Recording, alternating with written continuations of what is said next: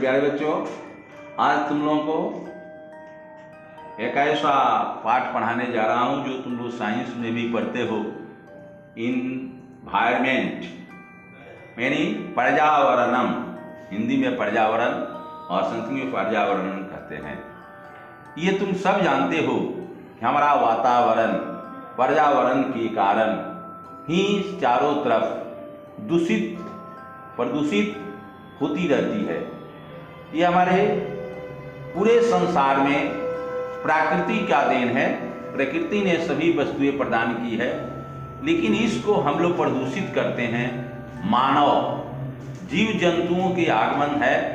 जीव जंतुओं से अधिक हम लोग मानव जो जीव जंतु है, यह जो है सबसे ज़्यादा हम अपने आप प्रदूषण को प्रदूषित करते हैं। इस पाठ में तुम लोग को यही बताया गया है, चित्र में देखते हो। यह प्रदूषण केवल हवा, मिट्टी, जल, इसके बाद जो है हम लोग प्रकाश, इसके बाद हम लोग हर प्रकार की जो प्राकृतिक प्रदत्त चीजें हैं, इस सबको प्रदूषित करते हैं। आज ये पाठ के अनुसार तुम लोग पढ़ोगे, अपने अपने पास किताब रखो। इदानी वयम अनुभावं यत यथा समय वर्षा न भवति एत प्रचंड तर भवति शिव प्रकोप है ना बैठो तो मैं प्रतिवर्ष वर्षते न केवल भारते अपितु संपूर्ण विश्वे ऋतु चक्रस्य अनिश्चितता स्थितः कुत्रचितः अतिवृष्टि कारणेन अगताय भीषणवानाय विपुलं धनं जीवनं च नास्यति। कुत्रचित् अनावृष्टयाय अनाहारादासा आगच्छति। अन्यत्र अधिक हिमपातः जनजीवनं त्रास्यति। क्रियते एतादृशेन परिवर्तेन सर्वे प्राणिनः पीड़िताः सन्ति। वैज्ञानिक च सचिन्तयेत्।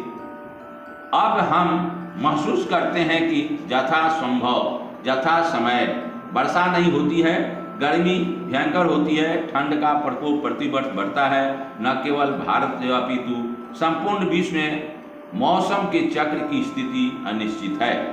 कहीं अधिक बारिश के कारण आई भीषण बाढ़, विपुल धन और जीवन नष्ट होता है। कहीं अनावृष्टि, सूखा से, भूखमरी से दशा आ जाती है और दूसरी जगह अधिक हिमपात, जनजीवन त्रस्त हो जाता है। प्रकृति ऐसे परिवर्तन से सभी प्राणी, जीवित और वैज्ञानिक भी चिंतित हो जाते हैं। कहने का मतलब हुआ कि जो भी प्राकृतिक प्रदत्त चीज हैं, उनका नष्ट होने लगता है। प्रकृति के कारण इसमें चढ़ाव उतराव होता है। इसलिए हम लोग अपने वातावरण को हमेशा स्वच्छ रखें। तभी हम लोग का विकास हो सकता है, देश का विकास हो सकता है, पूरा संसार का विश्वास हो सकता है। इस प्रकार से अतस्य दृशाय कारणम की प्रकृत्या पर्यावरणस्य वा संतुलिताः स्थिति अत्र कारणम इति वैज्ञानिकाः वदन्ति। ऐसा स्थिति विविधानां प्रदूषणानां कारणे आगतः अस्ति। पर्यावरणे प्रदूषणस्य मुख्यतः चत्वारि क्षेत्राणि सन्ति भूमि, वायु, जलम, धनं च। इस प्रकार से इसमें जो है बताया गया है तुम लोगों को कि इस दुर्दशा का कारण क्या है। प्रकृति अथवा पर्यावरण की असंतुलित स्थिति यहाँ कारण है। ऐसा वैज्ञानिक बोलते हैं कि ऐसी स्थिति विविध प्रदूषणों के कारण आई है। पर्यावरण से मुख्यतः प्रदूषण के 4 क्षेत्र हैं। भूमि, जो तुम लोगों को पहले ही बताए हैं। भूमि में मिट्टी, वायु, हवा, जल और ध्वनि। ध्वनि का मतलब जो आवाज जो सुनते हैं हम लोग, इसका भी हम लोग का गाड़ी, बसें जो आवाजें देती हैं, ये सब आज हमारे श्रवण में यानी कानों में जाते हैं, जिसका बुरा प्रभाव पड़ता है। सस्य क्षेत्राणाम वास्य स्थलानाम उद्योग केन्द्राणाम च क्रियते वृक्षाणाम उत्खानाम च कर्तनम निरंतर भवति। सस्य क्षेत्रेषु उर्वराकारणम अधिकाधिक प्रयोगेन भूमि प्रदूषिता भवति।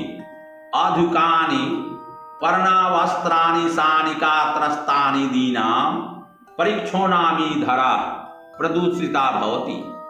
विशालानाम् उद्योगानां धूमेन वायु प्रदूषितो भवति।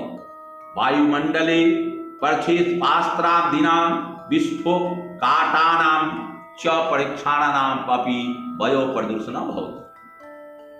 नगराणां मलिन पदार्थानां नदीषु निष्कासनेन उद्योगभ्यः विषाक्तानाम् अशिष्टानां क्षेपेण च जले प्रदूषणं वर्धते।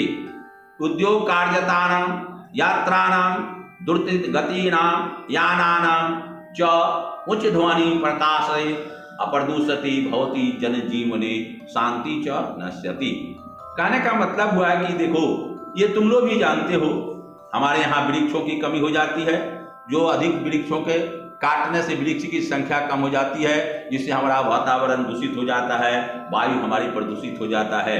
चारों तरफ उद्योग से, चारों तरफ जो है, उद्योग मतलब कल कारखाने के धुएं से निकलने से हमारे वायु वगैरह सभी जो प्रदूषित हो जाते हैं। सभी इस प्रकार से परीक्षते बम जो आजकल हम लोग के देशों में तैयार किए जाते हैं, उसका विस्फोट होता है, उसको छोड़ने से गैस होती है, पृथ्वी के अंदर जो है उसका ये होता है। इस प्रकार से हम लोग सब कुछ देने के बाद ये मिट्टी भी विषाक्त हो जाती है। ये बस गाड़ी जितने चलते हैं, हमारे आवागमन के साधन हैं, सबकी आवाज जो है हमारे कानों तक जाती है, जो हमारे श्रवण शक्ति को कमजोर कर देती है। इसके बाद हम लोग देखते हैं कि फसलों, खेतों, रहने के लिए स्थानों और उद्योग केंद्रों के लिए वृक्षों का काटना निरंतर होता जा रहा है। हम लोग जनसंख्या बढ़ती जा रही है, इसलिए घर द्वार बनाने के लिए, कल कारखाने के लिए हम लोग वृक्षों का कटाई करते हैं, जिसका फलस्वरूप हमारे जो है वातावरण पर प्रदूषण का प्रभाव ज्यादा पड़ता है। इस प्रकार से हम लोग परमाणु अस्त्रों, रासायनिक अस्त्रों शस्त्रों के प्रयोग से हम लोग आसपास की जो विशाल उद्योग के केंद्रों से धुएं प्रतिदिन सभी होते हैं, हमारे वायु को प्रदूषित कर देते हैं। गंदे पदार्थों को नदी नाले में फेंकते हैं, जिससे जल प्रदूषित हो जाती है। इस प्रकार से जो है बस गाड़ी वगैरह चलने से हम लोग के श्रवण शक्ति भी कमजोर पड़ जाता है। इस प्रकार से प्यारे बच्चों, तुम लोग या हम लोग जितने भी हम लोग अपने वातावरण को स्वच्छ और शुद्ध रखेंगे, उतना ही हम लोग स्वस्थ रहेंगे, हम लोग का हर चीज विकसित होगा। एतासां समस्यानां समाधानाय प्रजानं सुरक्षितामभ्य तदर्थम् अस्माभिः रासायनिकानाम् उर्वरकाणां च प्रयोग न्यूनतम कर्तव्यः। उद्गेषु धूमिनालिका उच्चतरावयु उद्योगादि यानां च भूमि परिकृष्ट यथात् मलिना पदार्थानां निष्कासनं च नदीषु न कारणीयम्। सर्वे उपरि वनानि विश्चा शरणाख्या केवलम् एतत् अपि तु वृक्षा पर अपि कारणीये स्वयं मलिता वृद्धि न कर्तव्य तस्य च परिष्कारे सहयोग करणीय। इन समस्याओं के समाधान के लिए पर्यावरण सुरक्षित रखना चाहिए। उनके लिए हमें रासायनिक खादों का प्रयोग कम करना चाहिए। उद्योगों से चिमनियां ऊंची बननी चाहिए। उद्योग और वाहनों के धुओं से जो हमारे वातावरण प्रदूषित करते हैं, इसके लिए बचाव होना चाहिए। गंदी चीजों का नदियों में जो फेंक देते हैं, उसका निष्कासन होना चाहिए। सर्वोपरि वन और वृक्ष बचाना चाहिए, न केवल अपितु पेड़ों को भी लगाना चाहिए। पेड़ों की संख्या बढ़ाएं, प्रतिदिन सभी आदमी मिलकर। अगर आपको पेड़ काटना है, एक काटे 3 लगाएं, तब जाकर हम उसको काट सकते हैं। एतै उपाय भूमि आदि प्रजानां सुरक्षिते भविष्यति तेन सर्वेषां जीवनं सुरक्षितं सुखमय शांतं त भविष्यति। यथार्थमेव प्राचीन व्यस्य उक्तन्तः। इसके लिए ये सभी किया गया है कि सभी के सुरक्षित जीवन को बिताने के लिए एक कवि ने कहा है कि ओम दौ शांति रिक्षम शांति पृथ्वी शांति राप शांतिरोपसध्य शांति न सत्याव शांति संतर्वेश्व्या देवाय शांति प्रशांति सर्वे शांति शांतिमेव शांति सा मां शांति रोधी ओम शांति शांति शांति। यहाँ पर जो है संस्कृताचार्य का कहने का मतलब यह है कि इन उपायों से भूमि आदि पर्यावरण सुरक्षित होगा, उसमें सभी का जीवन सुरक्षित सुखमय और शांत होगा। इसलिए प्राचीन ऋषि ने कहा है कि हे ईश्वर, यदि लोक में शांति हो, अंतरिक्ष से शांति हो, पृथ्वी पर शांति हो, औषधियों से शांति हो, वनस्पतियों से शांति हो, विश्व में शांति हो, हे देव संपूर्ण ब्रह्मांड में शांति हो, सब जगह शांति ही शांति हो, मुझे भी शांति स्थापित हो, ओम शांति शांति। यानी सभी जगह शांति हो तभी आदमी सुखमय हो सकता है। हम सभी जीव जंतुओं का जीवन जो है अमरत्व की ओर पहुंचेगा।